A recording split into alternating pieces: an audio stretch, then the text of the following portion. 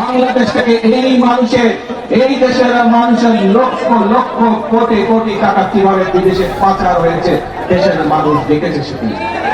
ভাই বোনেরা, বিগত ফেব্রুয়ারি 12 তারিখে এই দেশের মানুষ তাদের ভোটের অধিকারকে প্রয়োগ করেছে। যে অধিকার কেড়ে নেওয়া হয়েছিল, ভোটের অধিকার প্রয়োগ করার মাধ্যমে বাংলাদেশের মানুষ রায় দিয়ে দিয়েছে যে দেশের মানুষ তাদেরকে দেশের দায়িত্ব আগামী 5 বছর দিতে চায়। এবং 12 তারিখের নির্বাচনে বাংলাদেশের মানুষ পরিষ্কারভাবে বাংলাদেশ জাতীয়তাবাদী দলকে আগামী 5 বছর দেশ পরিচালনা করার দায়িত্ব দিয়েছে। প্রিয় ভাই বোনেরা, নির্বাচন হয়েছে। নির্বাচনের আগে দিয়ে আমরা বলেছিলাম দেশের মানুষকে কিভাবে আমরা যদি দায়িত্ব দেয় দেশের মানুষ, তাহলে আমরা কিভাবে দেশ পরিচালনা করব। আজকে এই বঙ্গবন্ধুতে আমরা ফ্যামিলি কার্ড বিতরণ করেছি। দেশের মানুষের সামনে প্রতিশ্রুতি দিয়েছিলাম যে যদি সরকার গঠন করতে সক্ষম হয় আল্লাহর রহমতে, তাহলে এই দেশের মায়েদেরকে স্বাবলম্বী করার জন্য আমরা ফ্যামিলি কার্ড চালু করব। সেই প্রতিশ্রুতির কাজ, আমরা প্রতিশ্রুতি বাস্তবায়নের কাজ সরকার গঠন করার সাথে সাথে আমরা শুরু করেছি। প্রিয় ভাই বোনেরা, শুধু তাই নয়, এইখানে এই মঞ্চে দাঁড়িয়ে আমি বলেছিলাম আপনাদের এরকম হাজার হাজার মানুষের সামনে আমি বলেছিলাম বিএনপি যদি সরকার গঠন করতে সক্ষম হয়, তাহলে আমরা দেশের কৃষক ভাইদের পাশে দাঁড়াবো এবং কৃষক ভাইদেরকে, মা বোনদেরকে যেমন ফ্যামিলি কার্ড দেবো, কৃষক ভাইদেরকে আমরা কৃষক কার্ড পৌঁছে দিব। প্রিয় ভাই বোনেরা, সেই কাজেরও বাস্তবায়ন আমরা শুরু করছি পর্যায়ক্রমিক ভাবে। শুধু তাই নয়, এই মঞ্চে দাঁড়িয়ে আমি আপনাদের সামনে বলেছিলাম বাংলাদেশ জাতীয়তাবাদী দলের পরিকল্পনা ছিল আমরা যদি সরকার গঠনে সক্ষম হই, তাহলে যে সকল কৃষক ভাইদের 10,000 টাকা পর্যন্ত কৃষি ঋণ আছে, সেই কৃষি ঋণ সুদ সহ আমরা মওকুফ করব সরকার গঠন করলে। ইনশাআল্লাহ আল্লাহর রহমতে আপনাদের দোয়ায় সেই কাজটি আমরা সরকার গঠনের প্রথম 10 দিনের মধ্যে ইনশাআল্লাহ সম্পন্ন করেছি, যার ফলে সারা বাংলাদেশে 12 লক্ষ কৃষকের ঋণ মওকুফ হয়ে গেছে সুদ সহ। প্রিয় ভাই বোনেরা, এই যে পাশে বায়তুল হাফিজ জামে মসজিদ, আমরা এই মঞ্চে দাঁড়িয়ে আমি আপনাদের সামনে বলেছিলাম বাংলাদেশ জাতীয়তাবাদী দল বাংলাদেশের মানুষের কাছে প্রতিশ্রুতি দিয়েছে যে সরকার গঠন করতে আমরা সক্ষম হলে পরে এই যে মসজিদ বলেন, এদিন করা বলেন, এখানে ইমাম সাহেব আছেন, মুয়াজ্জিন সাহেব আছেন, খতিব সাহেব আছেন সহ অন্যান্য যে ধর্মীয় গুরুরা আছেন, তাদের জন্য আমরা সরকারের পক্ষ থেকে সম্মানের ব্যবস্থা করব, যাতে এই মানুষগুলো একটু আত্মসম্মান নিয়ে বেঁচে থাকতে পারে। প্রিয় ভাই বোনেরা, আপনাদের দোয়ায় আল্লাহর রহমতে আমরা ইনশাআল্লাহ সেই কাজটি আলহামদুলিল্লাহ বাস্তবায়ন করতে সক্ষম হয়েছি। প্রিয় ভাই বোনেরা, আপনাদেরকে আমরা বলেছিলাম, দেশের মানুষকে বলেছিলাম যে আমরা এই বগুড়ার সন্তান শহীদ রাষ্ট্রপতি জিয়াউর রহমান তার একটি বিখ্যাত কর্মসূচি, খাল খনন কর্মসূচি আমরা শুরু করব। কারণ আমরা দেখেছি বর্ষার সময় যে খালগুলো, নদীগুলো ভরাট হয়ে যাওয়ার কারণে কিভাবে বর্ষার সময় অনেক এলাকা প্লাবিত হয়, কিভাবে গ্রামের মানুষ, শহরের মানুষ সকলে কষ্ট পায়, সম্পদ নষ্ট হয়, গবাদি পশু নষ্ট হয়, ফসল নষ্ট হয়। এই সমস্যার সমাধান করতে হবে। আমরা দেখেছি কিভাবে গ্রামের বিভিন্ন জায়গায়, এমনকি বর্ষার সময় অনেক জায়গায় খরা চলে, মানুষ পানি পায় না, কারণ খালগুলো সব ভরাট বা বন্ধ হয়ে গেছে, নদীগুলো ভরাট হয়ে গেছে।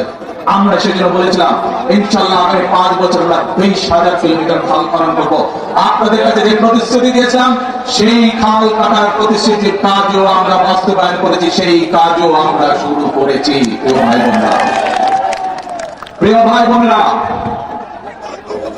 বিএনপি আপনাদেরকে যে কথা দিয়েছিল পর্যায়ক্রমিক ভাবে আমরা প্রত্যেকটি কাজ শুরু করেছি।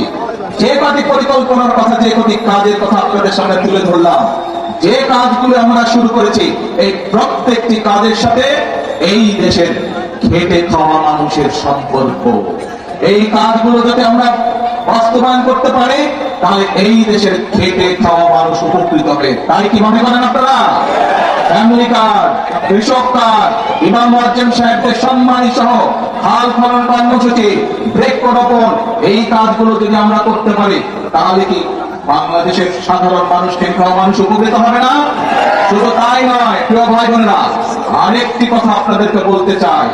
সরকার গঠন করার সাথে সাথে আমরা খোঁজ করার চেষ্টা করেছি বিভিন্ন বিদেশে, যে সকল দেশে বাংলাদেশ থেকে জনরপ্তানি হয় এইরকম দেশগুলোতে আমরা কাজ শুরু করেছি যে কিভাবে বাংলাদেশের মানুষকে অল্প খরচে আমরা বিদেশে চাকরির সংস্থান করতে পারি।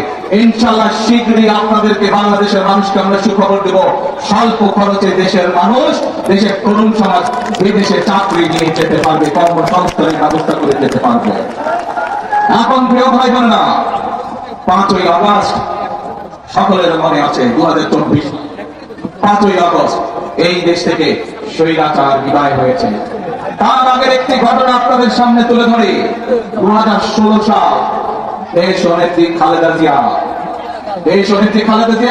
সমগ্র জাতির সামনে 2030 মিশন দিলেন, অর্থাৎ 2030 সাল পর্যন্ত বিএনপি দেশকে কিভাবে সাজাতে চায়। শুধু তাই নয়, একই সাথে উনি দেশের মানুষের সামনে বিভিন্ন বিষয়ে সংস্কার প্রস্তাব উপস্থাপন করলেন।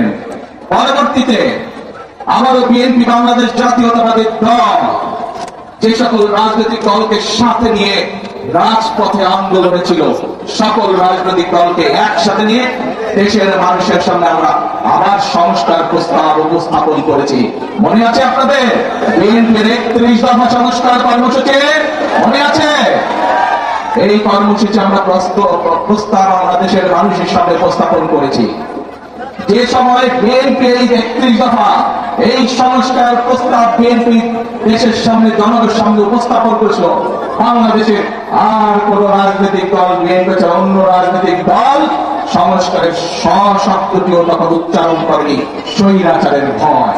কিন্তু আপনাদের দল, বাংলাদেশ জাতীয়তাবাদী দল, বাংলাদেশের মানুষের খেটে খাওয়া রাজনৈতিক দল, মানুষের রাজনৈতিক দল, বাংলাদেশের কৃষকের রাজনৈতিক দল, বাংলাদেশের মা বোনদের রাজনৈতিক দল, বাংলাদেশের ছাত্র জনতার রাজনৈতিক দল, বাংলাদেশ জাতীয়তাবাদী দল স্বৈরাচারের রক্তচক্ষুকে উপেক্ষা করে 31 দফা সংস্কার দিয়েছিল। কারণ আমরা দেখেছিলাম স্বৈরাচার বিগত 16 বছরে কিভাবে পরতে পরতে দেশকে ধ্বংসের দ্বার প্রান্তে নিয়ে গেছে, কিভাবে দেশের স্বাস্থ্য ব্যবস্থাকে ধ্বংস করে দিয়েছিল, কিভাবে দেশের ব্যাংকিং ব্যবস্থাকে ধ্বংস করে দিয়েছিল, কিভাবে দেশের যোগাযোগ ব্যবস্থাকে ধ্বংস করে দিয়েছিল, কিভাবে দেশের শিক্ষা ব্যবস্থাকে ধ্বংস করে দিয়েছিল। কিছু মেগা প্রজেক্ট করে দুর্নীতি করেছে, এর বাইরে কিছু করেনি। এখন প্রিয় ভাই বোনেরা, 5 তারিখের স্বৈরাচার পালিয়ে যাওয়ার পরে যে অন্তর্বর্তীকালীন সরকার আসলো, সেই অন্তর্বর্তীকালীন সরকার এসে সংস্কার কমিশন গঠন করলো। সেই সংস্কার কমিশনে আপনাদের পক্ষ থেকে, জনগণের পক্ষ থেকে বাংলাদেশ জাতীয়তাবাদী দল তার মতামত উপস্থাপন করেছে। আমরা সবসময় বলি, আমরা যা করব স্বচ্ছভাবে করব, কোনো লুকোচুরি নেই। আমরা আমাদের প্রস্তাবনা সেই অন্তর্বর্তীকালীন সরকারের সংস্কার কমিশন উপস্থাপন করেছি। হ্যাঁ, গণতন্ত্রতে মতের পার্থক্য থাকবে, সবকিছুতে যে আমি এগ্রি করব, একমত পোষণ করবো এমন কোনো কথা নাই। নোভা এলইডি টিভি, ঝকঝকে ছবি, নিখুঁত শব্দ, 5 বছরের ওয়ারেন্টি। নোভা মানে সঠিক মান, নিশ্চিত সেবা। আমরা সেখানে কতগুলো বিষয় হিমত পোষণ করেছি অন্য অন্য দলের সাথে, এবং সেই মিটিং থেকে বেরিয়ে এসে আমরা জনগণের সামনে দেশের মানুষের পরিষ্কার ভাবে তুলেছি আমরা কোন কোন বিষয়ে আমরা একমত এবং কোন কোন বিষয়ে আমরা দ্বিমত পোষণ করি।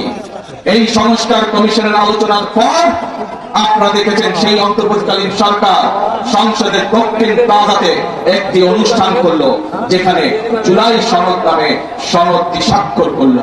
বিএনপি স্বাক্ষর করেছে, তারপরে আরো বিএনপির সাথে লাইন দিয়ে আরো কিছু দল স্বাক্ষর করেছে।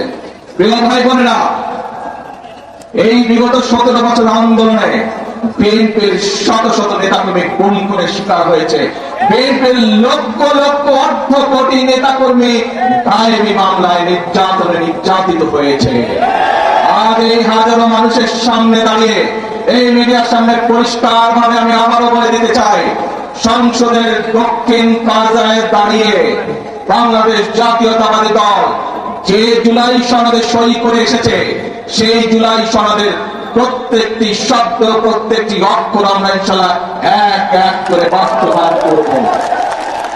কিন্তু বারবার পরিষ্কার ভাবে এই কথা বলে দেওয়ার পরেও আমরা দেখলাম যে কিছু রাজনৈতিক দল সংসদে এবং সংসদের বাইরে জনগণকে বিভ্রান্ত করার জন্য কিছু কথাবার্তা তারা বলা শুরু করেছে। প্রিয় ভাই বোনেরা, অন্তর্বর্তীকালীন সরকার 11টি কমিশন করেছিল। 11টি কমিশনের মধ্যে সংবিধান আছে, বিচারের বিষয় আছে, প্রশাসনিক আছে, স্বাস্থ্য আছে, নারী আছে। আজকে ষড়যন্ত্রের গন্ধ পাচ্ছি আমরা।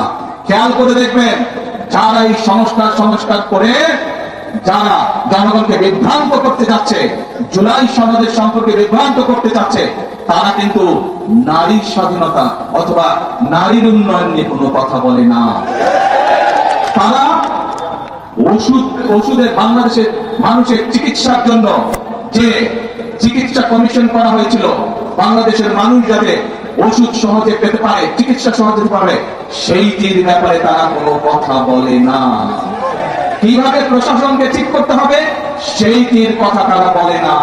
কিভাবে আইন শৃঙ্খলা ঠিক করতে হবে সেইটির কথা তারা বলে না। তারা শুধু সংবিধান এই বিষয়ে কথা বলে। প্রিয় ভাই বোনেরা, দেখেন তারা কিভাবে বিভ্রান্ত করছে। নির্বাচনের সময় আমি আপনাদের বলেছিলাম যে কিভাবে তারা বিভ্রান্ত করছে। এই গুপ্ত বিভ্রান্তকারীরা আবারও এখন এই বিভ্রান্তের কাজ শুরু করেছে। তারা দুদিন আগের ঘটনা, এই গতকালকের ঘটনা,